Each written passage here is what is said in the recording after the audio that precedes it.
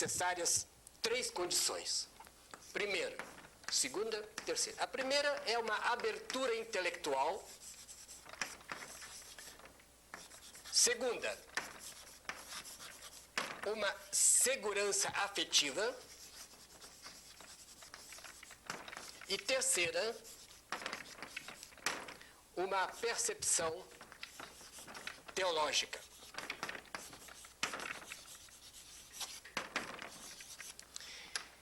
O que seria essa abertura intelectual? O que seria essa atitude diante de um diferente de abertura? Nós podemos conceber a verdade de 2 maneiras. Ser bem simples. Eu posso considerar a verdade como uma realidade que existe fora de mim, já feita. Então, a única coisa que eu posso fazer é aprender essa verdade.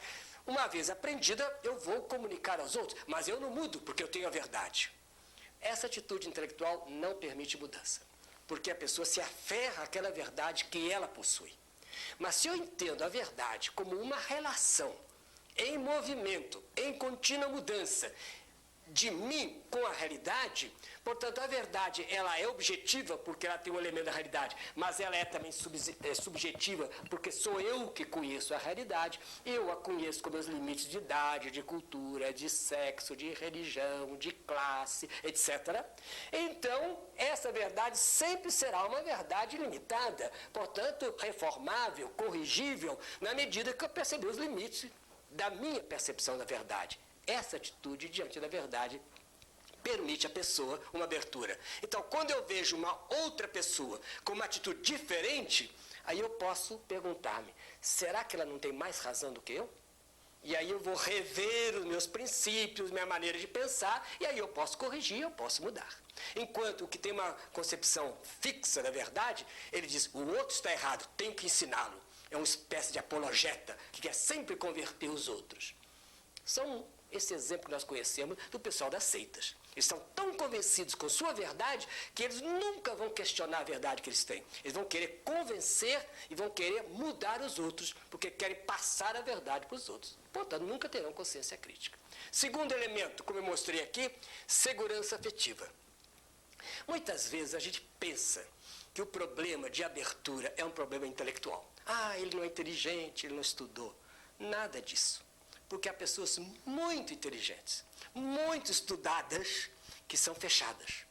Porque, no fundo, o que acontece é o seguinte, a verdade, o conhecimento, aquela visão que ela tem da realidade, é o seu ponto de apoio. E esse ponto de apoio é afetivo. Se você tira esse ponto de apoio, a pessoa como que se desmorona. Então, por razões afetivas, elas reagem. Vou dar um exemplo. Suponhamos que um de nós estivesse muito apegado à sua cidade.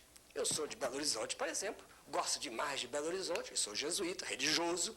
Então chega o provincial para mim e disse, Libânio, você vai agora trabalhar no Rio de Janeiro. Aí eu chego para o padre provincial e digo, provincial, Rio de Janeiro é uma cidade muito quente, eu estou acostumado com montanha, o médico diz que o meu coração não se dá bem, eu depois isso, eu vou descobrindo razões, e todas muito inteligentes. Mas, no fundo, a única razão por que eu não queria ir não é nenhuma dessas. É porque eu estava bem na minha cidade e sair da minha cidade me gerava insegurança. Então, a mudança me gerava insegurança e, por insegurança, eu rejeitava a mudança. Essas pessoas não mudam. Porque elas temem perder alguma coisa que é o ponto de segurança para elas. Terceiro elemento que eu chamaria percepção teológica. Muito simples. Vou dar um exemplo de Jesus. Uma das parábolas, para mim, mais lindas do Evangelho, que é a parábola do bom samaritano. Eu vou lê-la agora a partir do nosso instrumental de análise. Jesus diz que aquele caminhante foi assaltado, foi espoliado, jogado na estrada como uma vítima. Passa o sacerdote. O sacerdote, segundo a visão daquela época, era aquele que oferecia o sacrifício no templo, e os sacerdotes, de fato, não podiam tocar o sangue, porque isso os tornava impuros. Então, eles não podiam oferecer o sacrifício. Então, ele passa, vê o diferente, que é a vítima, que perturba o seu trabalho no templo, e passa à margem e vai embora. O levita passa também. O levita, nós sabemos que é aquele que estudava a Bíblia, que dedicava ao estudo e ensinar. Ora, em vez de eu estudar a Bíblia, ter que parar, carregar uma vítima, levar para a hospedaria, para um hospital, eu vou perder tempo. Então aquela vítima atrapalhava o estudo da Sagrada Escritura. E o levita deixa e passa. Vem o samaritano, para o qual aquela vítima não é um estranho diferente, mas ele se solidariza. Então ele desce, socorre, leva para a hospedaria, etc. Que coisa disse Jesus? Faça como o samaritano. Isso é, foi aquele que saiu do seu mundo, mostrou-se aberto àquele diferente que era a vítima, que atrapalhava todo mundo, que uma vítima atrapalha todo mundo, atrapalha o nosso horário, atrapalha o nosso trabalho, atrapalha o nosso ofício no templo, a nossa leitura. Esses não deixaram, mas o samaritano deixou tudo e seguiu. É essa abertura da caridade do coração que permitiu a mudança. Então, se nós, agora eu vou fazer a reflexão começando de trás para diante. Se nós estamos abertos para o diferente, vendo nele Deus, como esse samaritano viu nessa vítima Deus. Se nós temos uma visão, uma certa segurança de nós mesmos e não tememos o diferente.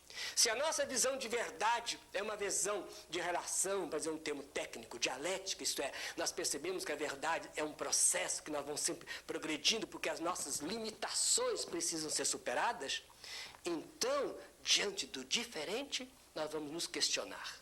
Levantar suspeita. Levantando suspeita, nós podemos sair do nosso círculo e assim estar sempre em processo de abertura. Só dentro desse complexo de ações é que nós realmente estamos abertos para uma mudança. Isso seria a nossa primeira reflexão de uma consciência crítica. Consciência crítica é estar numa atitude de mudança. Por quê? Porque sou capaz de levantar suspeita das minhas posições. Levanto suspeita porque um diferente provocou. E esse diferente, diante dele estou aberto, porque a minha atitude de verdade é sempre em busca da verdade. A minha afetividade está tranquila, não temo diferente. E eu percebo que Deus fala através do diferente.